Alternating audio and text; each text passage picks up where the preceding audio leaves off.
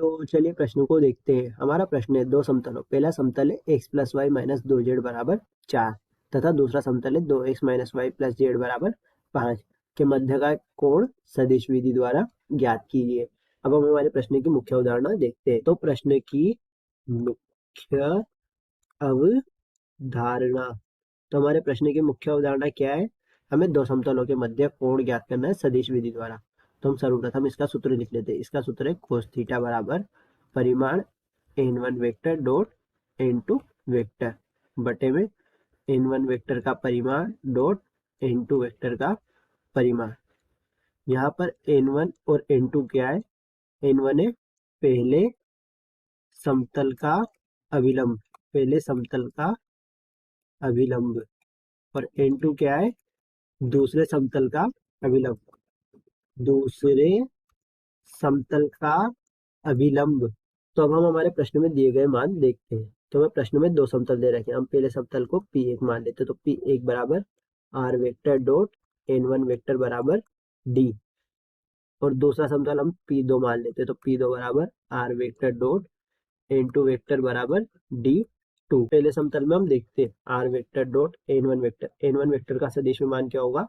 x की जगह i cap plus y की जगह j केप माइनस 2z की जगह k केप बराबर d का मान कितना है? 4।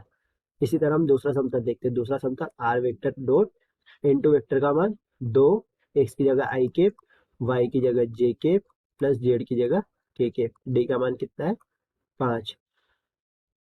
तब हमें इन दोनों समतलों से क्या मान प्राप्त हो गए? n1 वेक्टर और n2 वेक्टर के मान हमें प्राप्त हो गए। तो हम सर्वप्रथम इन दोनों का अदिश गुणा यानी n1 vector dot n2 vector का मान निकालते हैं। तो सर्वप्रथम n1 vector dot n2 vector, n1 vector का मान है i के प्लस j के माइनस 2 के डॉट n2 वेक्टर का मान है 2i के माइनस j के प्लस के।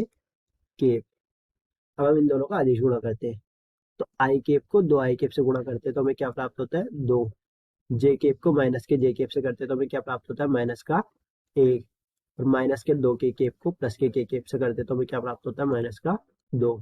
तो इस प्रकार हमें n1 vector dot n2 vector का मान कितना प्राप्त होता है? माइनस का 1। अब हम इसी तरह n1 वेक्टर का मान निकालते हैं। तो n1 वेक्टर बराबर अंडर रूट में i का गुणक यानी 1 का स्क्वायर प्लस j का गुणक यानी 1 का स्क्वायर प्लस k का गुणक यानी माइनस 2 का स्क्वायर बराबर अंडर रूट में 1 प्लस 1 प्लस 4। तो इसका मान हमें क्या प्राप्त होता है? अंडर रूट के 6।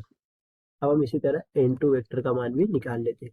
तो n2 वेक्टर बराबर अंडर रूट में i का गुणक यानी 2 का स्क्वायर प्लस j का गुणक यानी माइनस 1 का स्क्वायर प्लस k का गुणक यानी 1 का स्क्वायर, तो बराबर में 4 प्लस 1 प्लस 1। तो इसका मान हमें क्या प्राप्त होता है? Under root 6। अब हम तीनों मानों को क्या करते हैं? हमारे सूत्र में रख देते हैं। हम सर्वप्रथम हमारा सूत्र देखते हैं। हमारा सूत्र है cos थीटा बराबर परिमाण n1 vector dot n2 vector बटे में n1 वेक्टर का परिमाण डॉट n2 वेक्टर का परिमाण।